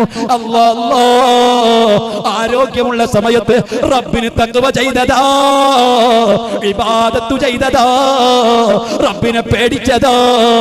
ഓ മുസ്ലിമീങ്ങളെ, ഇതാണ് തങ്ങൾ പറഞ്ഞത് നാളെ ഒരുപക്ഷെ നിനക്ക് വരാൻ പോകുന്നത് സഖമൻ മുഫ്സിദാ. സഹീഹുൽ ബുഖാരിയ. മാരകമായ നിന്റെ ശരീരം തകർക്കുന്ന, കൈ തകർക്കുന്ന, ആരോഗ്യം തകർക്കുന്ന, കണ്ണിന്റെ കാഴ്ച നഷ്ടപ്പെടുത്തുന്ന, നാവിന്റെ സംസാരശേഷി നഷ്ടപ്പെടുത്തുന്ന, ഒരു സുജൂദ് പോലും ചെയ്യാൻ പറ്റാത്ത, ഊരവളയാത്ത, മുട്ടുവളയാത്ത, വിരല് വെക്കാൻ കഴിയാത്ത, സൃഷ്ടിച്ച റബ്ബിന് വേണ്ടിയിട്ട് മണ്ണിലൊരു സുജൂദ് പോലും ചെയ്യാൻ കഴിയാത്ത മാരക രോഗമാ. അത് വരുന്നതിന് മുമ്പ് ഒന്ന് ചെയ്തുകൂടെ? ഹബീബായ തങ്ങള് മദീനയിലേക്ക് ഹിജ്റ വന്നപ്പോ മദീനയിൽ ചില കുട്ടികൾ ഉണ്ടായിരുന്നു. ബദറിലേക്ക് മുത്തുനബി സ്വഹാബത്തിനെ സെലക്ട് ചെയ്തപ്പോ സയ്യിദ് ഇബ്നു സാബിത്ത് തങ്ങള്, മഹാനായ സമറത്ത് ഇബ്നു ജുൻദുബ് തങ്ങള്, അബ്ദുല്ലാഹ് ഇബ്നു ഉമർ തങ്ങള്, ഉകാശത്ത് തങ്ങള്, അവരൊക്കെ പറഞ്ഞു ഞങ്ങളും യുദ്ധത്തിന് വരുന്നതാ. ചെറിയ കുട്ടികളാ. സയ്യിദ് ഇബ്നു സാബിത്തിന് അന്ന് 11 വയസ്സാ. ഇബ്നു ഉമർ തങ്ങൾക്ക് 13 വയസ്സാ. അങ്ങനെ 10, 11, 13, 14 വയസ്സുള്ള ആളുകള് ഞങ്ങൾ യുദ്ധത്തിന് വരികയാ, പ്രായമായിട്ടില്ല എന്നും പറഞ്ഞ് തങ്ങൾ തിരിച്ചയച്ചതാ. ഞാൻ ആ ചരിത്രത്തിലേക്ക് കടക്കുന്നില്ല. ഓ മുസ്ലിമീങ്ങളെ, ഓ സഹോദരങ്ങളെ, ഇന്ന് ലോകത്ത് കോടിക്കണക്കിന് മുസ്ലിമീങ്ങൾ ഉണ്ടെങ്കിൽ ആ കോടിക്കണക്കിന് മുസ്ലിമീങ്ങളെ അടുത്ത് കോടിക്കണക്കിന് മുസ്ഹഫ് ഉണ്ടെങ്കിൽ, അതേ ലക്ഷക്കണക്കിന് ഹാഫിളീങ്ങൾ ഉണ്ടെങ്കിൽ, ഹാഫിളീങ്ങൾ ഖുർആൻ ഓതിക്കൊണ്ടിരിക്കുന്നുവെങ്കിൽ, നിങ്ങളുടെ വീട്ടിലൊക്കെ മുസ്ഹഫ് ഉണ്ടെങ്കിൽ ആ മുസ്ഹഫിന്റെ പിന്നിൽ ഒരു ചെറുപ്പക്കാരനാ, മഹാനായ സയ്യിദ് ഇബ്നു സാബിത്ത് തങ്ങളാ. മുത്തുനബി മദീനത്തെത്തുമ്പോ 11 വയസ്സാ. 20 വയസ്സുള്ള മഹാനായ സയ്യിദ് ഇബ്നു സാബിത്തിന്റെ കൈപ്പട കൊണ്ട് എഴുതിയതാണ് ഒന്നാമത്തെ മുസ്ഹഫ് കേട്ടോ. ആ മുസ്ഹഫാണ് പിൽക്കാലത്ത് ബഹുമാനപ്പെട്ട ഉസ്മാൻ റളിയല്ലാഹു അൻഹു രണ്ടാമതും പകർത്തി എഴുതിച്ചത്. യമാമ യുദ്ധത്തിൽ നൂറുകണക്കിന് ഖുർആൻ മനപ്പാഠമാക്കിയിട്ടുള്ള സ്വഹാബികൾ മരണപ്പെട്ടപ്പോൾ ഉമറുൽ ഫാറൂഖ് തങ്ങൾ അഭിപ്രായപ്പെട്ടു ഖലീഫ സിദ്ദീഖുൽ അക്ബറിനോട്, ഈ മുസ്ലിം ഖുർആൻ പഠിച്ചവരൊക്കെ മരിച്ചു പോയാൽ ഈ ഉമ്മത്തിന് ഖുർആൻ കിട്ടൂല. ഒരക്ഷരം കുറയരുതല്ലോ, ഒരക്ഷരം കൂടരുതല്ലോ, വള്ളിക്ക് പുള്ളിക്ക് തെറ്റി സംഭവിക്കരുതല്ലോ, ഒരറക്കത്ത് പോലും ഒരു ഇറാബ് പോലും പിഴക്കരുതല്ലോ, ശബ്ദൊഴിഞ്ഞു പോകരുതല്ലോ. ആ നിനക്ക് വിശുദ്ധ ഖുർആൻ എഴുതി സൂക്ഷിക്കണമല്ലോ. അതിന് ചുമതലപ്പെടുത്തിയത് ആരെയാണെന്നറിയോ? 20 വയസ്സ് പ്രായമുള്ള സയ്യിദ് ഇബ്നു സാബിത്ത്. ഇന്നക ശാബുൻ ആഖിലുൻ, നിങ്ങൾ ബുദ്ധിമാനായ ഒരു ചെറുപ്പക്കാരനാ. 14 ദിവസം കൊണ്ട് അതേ ജൂദായിബ്രു ഭാഷ കൃത്യമായി പഠിക്കാൻ വേണ്ടി വിട്ട് പഠിച്ചു വന്ന സ്വഹാബിയാണ്. കേവലം 14 ദിവസം കൊണ്ട് ആ ഭാഷ മൊത്തം പഠിച്ച് മുത്തുനബിക്ക് ട്രാൻസ്ലേഷൻ ചെയ്തു കൊടുത്ത സ്വഹാബിയാണ് സയ്യിദ് ഇബ്നു സാബിത്ത്. ആര് മുസ്ഹഫ് മറിക്കുന്നുണ്ടോ, ഈ ഖുർആൻ മറിക്കുന്നുണ്ടോ, അത് പഠിക്കുന്നുണ്ടോ, അത് ഓതുന്നുണ്ടോ, അതിലേക്ക് നോക്കുന്നുണ്ടോ, മറക്കാൻ പറ്റൂല സയ്യിദ് ഇബ്നു സാബിത്ത് തങ്ങളെ. ആ സയ്യിദ് ഇബ്നു സാബിത്തിനെ പോലെ ചുറുചുറുക്കുള്ള യുവാക്കളുണ്ടോ, ചെറുപ്പക്കാരുണ്ടോ, കുട്ടികളുണ്ടോ, കൗമാരപ്രായക്കാരുണ്ടോ? അവരാണ് ഈ ദീനിന്റെ ആളുകള്, അവരാണ് മാതൃക. അവരെ പോലെ മാതൃകയാവാൻ, അവരെ പോലെ മറ്റുള്ളവർക്ക് പിന്തുടരാൻ, അവരെ പോലെ ഭാഗ്യവാന്മാരാവാൻ, അവരെ പോലെ വിജയിക്കാൻ നമ്മുടെ ചെറുപ്പക്കാര് സന്നദ്ധരല്ലയോ? ഈ യൗവനകാലത്ത് ആരോഗ്യമുള്ള സമയത്ത് നിനക്ക് രോഗം വരുന്നതിന്റെ മുമ്പ് ഇതുപോലുള്ള സൽക്കർമ്മങ്ങൾ മുൻകൂട്ടി ചെയ്തു വെച്ചോ. മുഹമ്മദുർ റസൂലുള്ളാഹ്. വരാൻ പോകുന്ന ഒന്ന് പക്ഷേ അതാണ് സഖമൻ മുസ്ലിഹ. ആരാ രോഗം വരൂല എന്ന് ധൈര്യം പറയാനുള്ളവർ? എല്ലാ 6 മാസം കൂടുമ്പോഴും ബോംബെയിൽ പോയി ബോഡി മുഴുവനും ചെക്കപ്പ് ചെയ്ത് ഒരു കംപ്ലൈന്റും ഇല്ല എന്ന് ഉറപ്പുവരുത്തിയ ഒരു സഹോദരൻ ആ ചെക്കപ്പ് കഴിഞ്ഞ് 1-2 ദിവസമാകുമ്പോഴേക്ക് മാരക ക്യാൻസർ പിടിപെട്ട് മരണപ്പെട്ടു പോയി. അള്ളാഹു പുറത്തു കൊടുക്കുമാറാവട്ടെ. പേര് പറയാൻ ഉദ്ദേശിക്കുന്നില്ല. ആർക്കും ഇവിടെ രോഗം വരില്ല എന്ന് പറയാൻ പറ്റും. നാളെ നിങ്ങൾക്ക് വരാൻ പോകുന്ന രോഗമായിരിക്കും ഒരു പക്ഷേ. അതുമല്ലെങ്കിൽ മുത്തുനബി സ്വല്ലല്ലാഹു അലൈഹി വസല്ലമ തങ്ങൾ പറയുന്നു, ഇതുമല്ലെങ്കിൽ ഇനി നിനക്ക് വരാൻ പോകുന്നത് ഔ മൗതൻ മുജ്ഹിസാ ഔ ഹറമൻ മുഫന്നിദാ.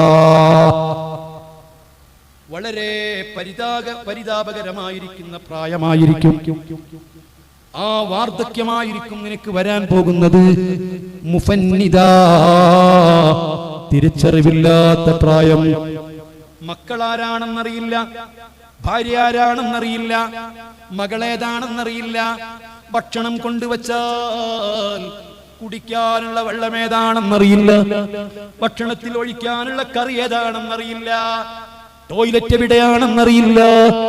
ഇന്നലെ വിളിച്ചൊരു ചെറുപ്പക്കാരൻ എന്നോട് പറയുന്നു, ഉസ്താദേ, എന്റെ ഉപ്പാക്ക് 91 വയസ്സ് പ്രായമായി, ഉപ്പാക്ക് ഷുഗർ ഇല്ല, ഉപ്പാക്ക് കൊളസ്ട്രോൾ ഇല്ല, ഉപ്പാക്ക് കാര്യമായ രോഗമൊന്നുമില്ല, ഉപ്പാക്ക് കൃത്യമായി പള്ളിയിൽ പോകണം, പക്ഷേ നിസ്കാരത്തിന്റെ റക്അത്ത് അറിയില്ല, എത്ര റക്അത്ത് നിസ്കരിച്ചു എന്നറിയില്ല, എത്രയാ നിസ്കരിക്കേണ്ടതെന്നറിയില്ല, ഫാത്തിഹ അറിയില്ല. എല്ലാം ഞങ്ങൾ പറഞ്ഞു കൊടുക്കണം. ഉസ്താദേ, അതൊന്നും എനിക്ക് പ്രശ്നമായിരുന്നില്ല.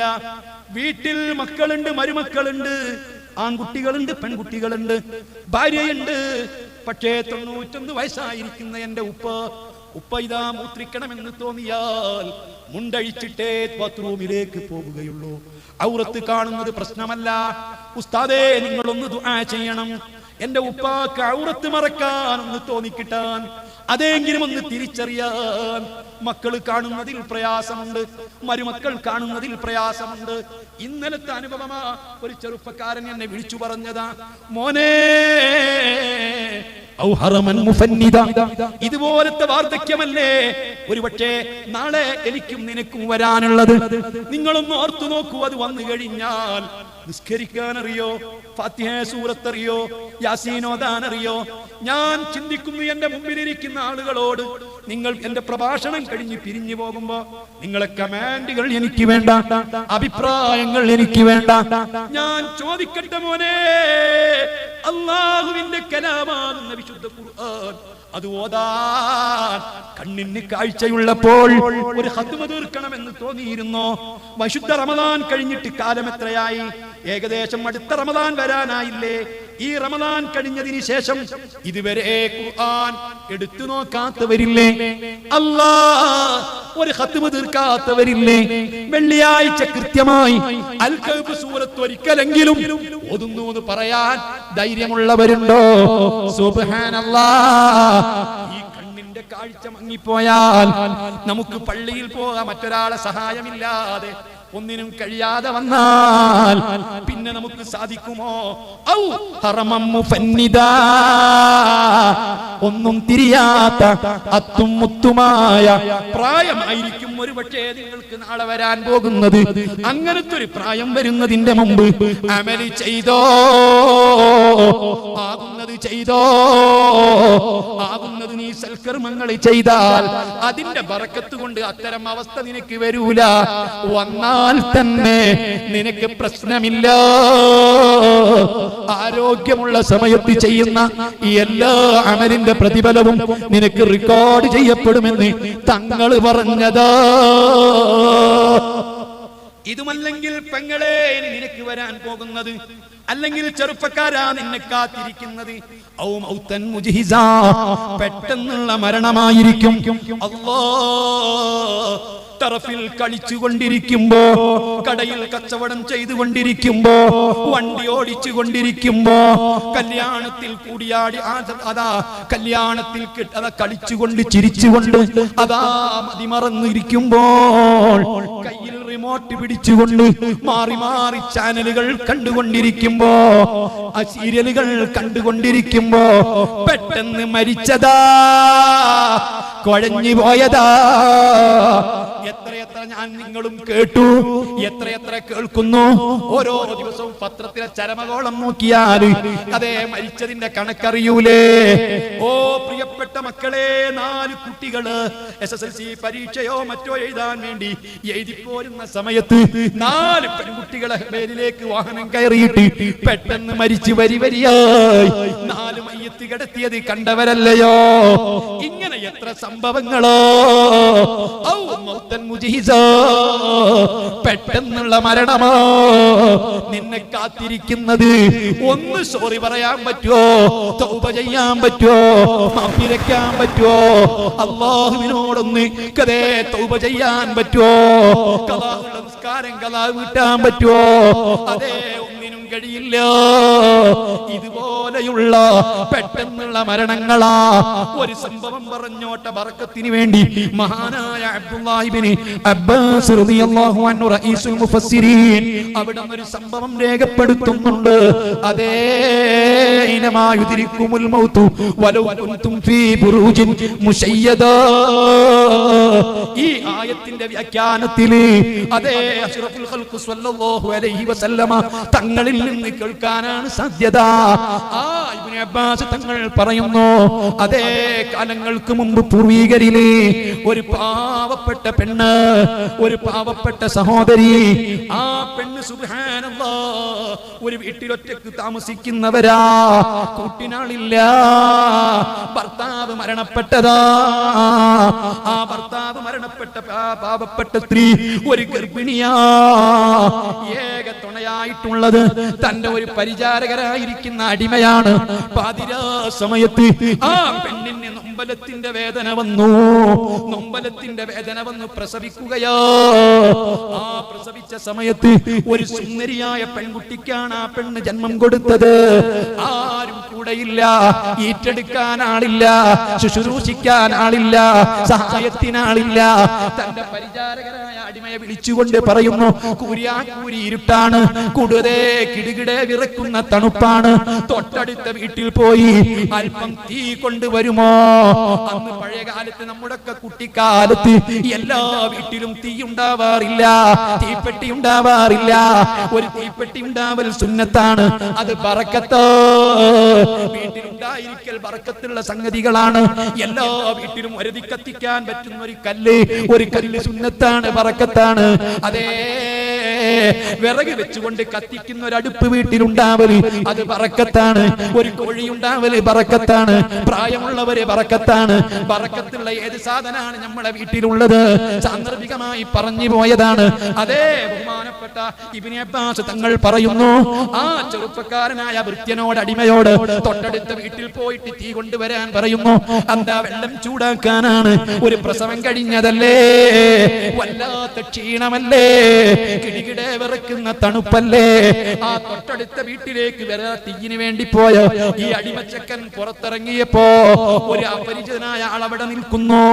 ആ അപരിചിതനായ മനുഷ്യൻ ചോദിക്കുന്നു, ഈ വീട്ടിൽ ഇപ്പോൾ ഒരു പ്രസവം നടന്നിട്ടുണ്ടോ? അതേ, ഒരു പ്രസവം നടന്നിട്ടുണ്ട്. ഒരു പെൺകുട്ടിയല്ലേ? അതേ, ഒരു പെൺകുട്ടിയാണ്. എന്നാൽ ഈ വീട്ടിൽ ഒരു പെൺകുട്ടിക്ക് ജന്മം കൊടുത്തത് സത്യമാണെങ്കിൽ ഈ പെൺകുട്ടി ലോക സുന്ദരിയായി തീരുന്നതാ. വല്ലാത്ത സുന്ദരിയായിരിക്കും.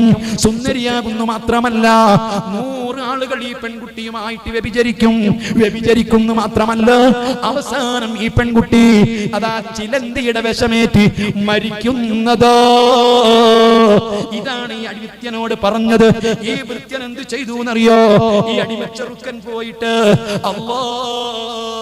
ആ തീയിന് പോകുന്നിടത്തുനിന്ന് മടങ്ങി വന്നു. ഈ പ്രസവിച്ച് കിടക്കുന്ന പെണ്ണിന്റെ അരികിലുള്ള ഈ ചോര പൈതലിനെ ഒരു കത്തി കൊണ്ടുവന്ന് കുത്തുകയാണ്. ആ കുട്ടിയുടെ വയറ് കുത്തിക്കീറി. ഈ കുഞ്ഞ് ജീവിക്കണ്ട. 100 പുരുഷന്മാരുമായിട്ട് വ്യഭിചരിക്കുന്ന പെണ്ണാണ്. അങ്ങനത്തെ ഒരു പെണ്ണിവിടെ ജീവിക്കണ്ട എന്നും പറഞ്ഞ പെണ്ണ് ആ കുട്ടിയുടെ വയറ് കുത്തിക്കീറി. എന്നിട്ടോ നിങ്ങൾക്കറിയുമോ, ആ ഭൃത്യൻ കടന്നു കളഞ്ഞു. എവിടെ കാണുന്നില്ലാതെ നാട് വിട്ടുപോയി. സുബ്ഹാനല്ലാഹ്. ആ പാവപ്പെട്ട പ്രസവിച്ചിരിക്കുന്ന പെണ്ണ്, ആ കുഞ്ഞ് മരിച്ചിട്ടുണ്ടായിരുന്നില്ല. മരിച്ചു എന്ന് കരുതിയിട്ട് വിട്ടുപോയതാ. പക്ഷേ മരിച്ചിരുന്നില്ല. പതിയെ വെച്ച് കെട്ടിയിട്ട് ശുശ്രൂഷിക്കുകയാ.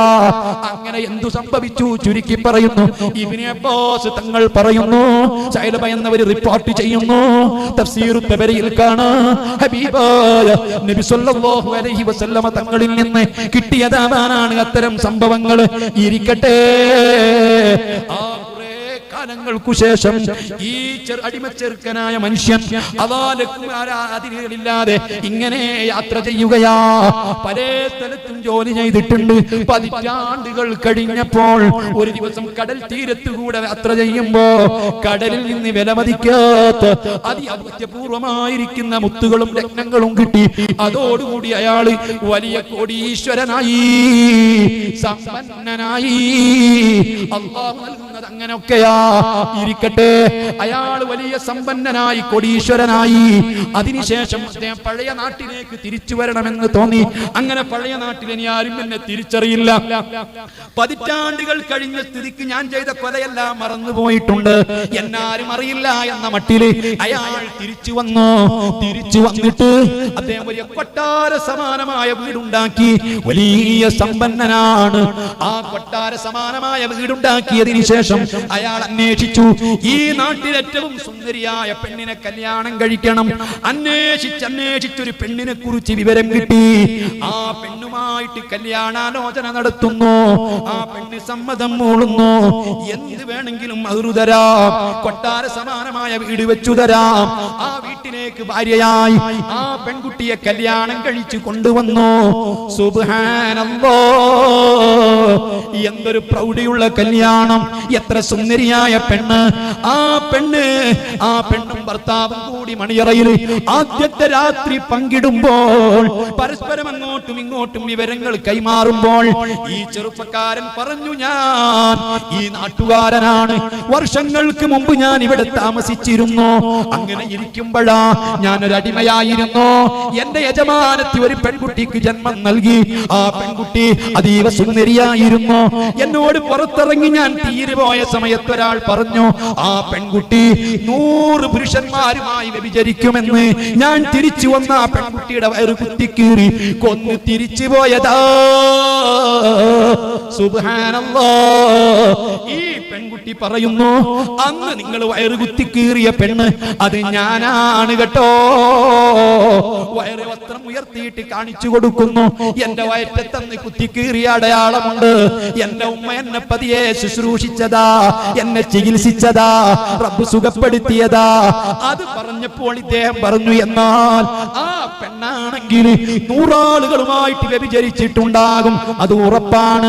ആ സമയത്ത് ആ പെൺകുട്ടി പറയുന്നു, എണ്ണം അറിയൂല, ധാരാളം ആളുകളുമായി കിടപ്പറ പങ്കിട്ടിട്ടുണ്ട്, വ്യഭിചരിച്ചിട്ടുണ്ട്, എണ്ണമെന്നും അറിയില്ല. ഇതും കൂടി പറഞ്ഞ സമയത്ത് അദ്ദേഹം പറഞ്ഞു, എന്നാൽ ഒരു ദൃഷ്ടാന്തവും കൂടി ബാക്കിയുണ്ട്. ആ പെൺകുട്ടിയോട് പറയുന്നു, ഉറപ്പാ ചിലന്തി വിഷമേറ്റ് മരിക്കുന്നതാ. ബഹുമാനപ്പെട്ട നൂർ സാദാത്ത് തങ്ങളുപ്പാപ്പ നമ്മുടെ സദസ്സിലേക്ക് വരുന്നുണ്ട്. ഞാൻ അവസാനിപ്പിക്കുകയാണ്. അല്ലാഹു അക്ബർ, അല്ലാഹു അക്ബർ, അല്ലാഹു അക്ബർ, വലില്ലാഹിൽ ഹംദ്.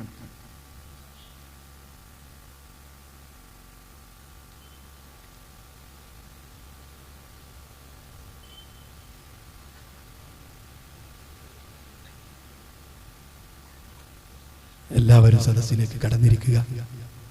അവസാനിപ്പിക്കുകയാണ്. മഹാനരായ അബ്ദുല്ലാഹി ഇബ്നു അബ്ബാസ് റളിയല്ലാഹു അൻഹു തങ്ങൾ പറയുന്നു, ആ പെണ്ണാണ് നീയെങ്കിൽ ഒരു ചിലന്തിയുടെ വിഷമേറ്റ് മരിക്കുമെന്ന് ഉറപ്പാണ്. അതുകൊണ്ട് സർവ സജ്ജീകരണങ്ങളും ചെയ്യണം. ഒരു ചെറിയ ദ്വാരം പോലും ഇല്ലാതെ ആ കൊട്ടാര സമാനമായ വീട് ഭദ്രമാക്കി എല്ലാ ദിവസവും സൂക്ഷിക്കുകയാണ്. ഈ പെൺകുട്ടി വിഷമേറ്റ് മരിക്കുന്നതൊന്നു കാണണം. സുബ്ഹാനല്ലാഹ്, ഒരു ദിവസം ഭാര്യയും ഭർത്താവും ബെഡിൽ കിടക്കുമ്പോ ഒരു ചിലന്തിയെ കാണുന്നു, അത്ഭുതപ്പെടുന്നു. ഇത് വന്നതെങ്ങനെയാ?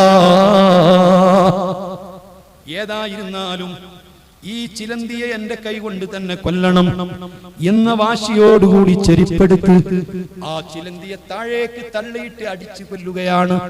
അടിച്ചു കൊന്നപ്പോൾ ആ ചിലന്തിയിൽ നിന്ന് ഒരു ചെറിയ അംശം തന്റെ കാലിന്റെ തള്ളവിരലിലേക്ക് തെറിക്കുകയും തള്ളവിരലിന്റെ നഖത്തിലൂടെ ശരീരത്തിലേക്ക് വിഷം തീണ്ടുകയും, എന്തിനു പറയണം, ദിവസങ്ങളോളം വിഷം തീണ്ടി ആ കാല് മുഴുവനും പഴുത്ത് അതിനാൽ ആ പെൺകുട്ടി മരണപ്പെട്ടു പോയി.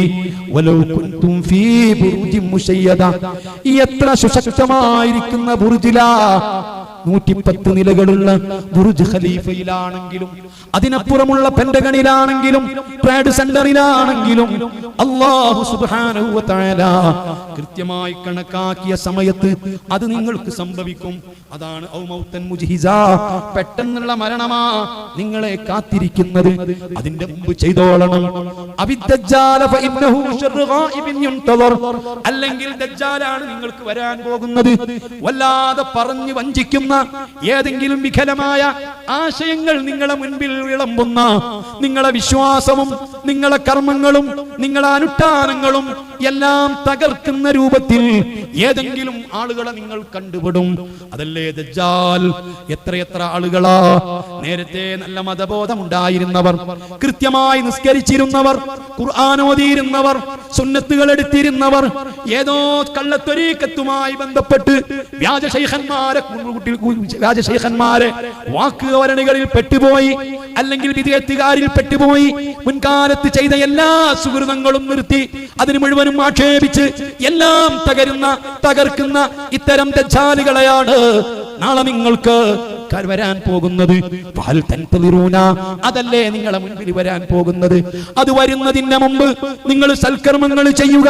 നിങ്ങൾ സൽക്കർമ്മങ്ങൾ ചെയ്താൽ അതിന്റെ വെളിച്ചം കൊണ്ട് അത്തരം സന്ദർഭങ്ങളിൽ നിങ്ങൾക്ക് രക്ഷപ്പെടാൻ പറ്റും, നിങ്ങൾക്ക് കാവലി കിട്ടും. അല്ലെങ്കിൽ ഇനി വരാൻ പോകുന്നത് ഖിയാമത്ത് നാളാണ്. അത് വലിയ ദയനീയമാണ്, ഭയങ്കര അപകടമാണ്, കൈപ്പുറ്റതാണ്. അതുകൊണ്ട് ഖിയാമത്ത് നാളാണ് ഇനി നിങ്ങൾക്ക് പ്രതീക്ഷിക്കാനുള്ളത്.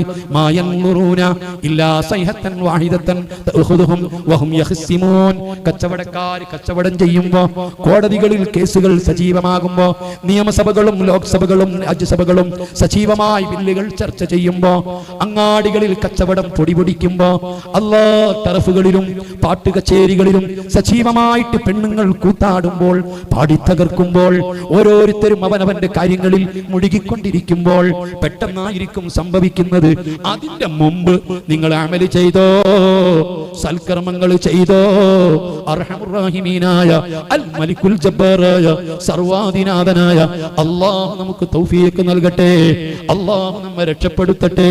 ഇജാബത്തുള്ള മജ്ലിസിൽ അല്ലാഹു ഇത് ഉൾപ്പെടുത്തുമാറാവട്ടെ. മഹാനായ നൂറുസാദാത്ത് ഉൾപ്പെടെ ബദറുസാദ ഉൾപ്പെടെ സാദാത്തുക്കളുടെ ഉലമാഇന്റെ നേതൃത്വവും അവരുടെ തണലും നീണ്ട കാലം അല്ലാഹു നമുക്ക് നിലനിർത്തി റാഹത്ത് നൽകട്ടെ. അവർക്ക് ആഫിയത്തുള്ള സിഹത്തുള്ള അല്ലാഹുവിന്റെ പൊരുത്തത്തിലായി വലിയ ദീർഘായുസ് നൽകി അല്ലാഹു അനുഗ്രഹിക്കട്ടെ.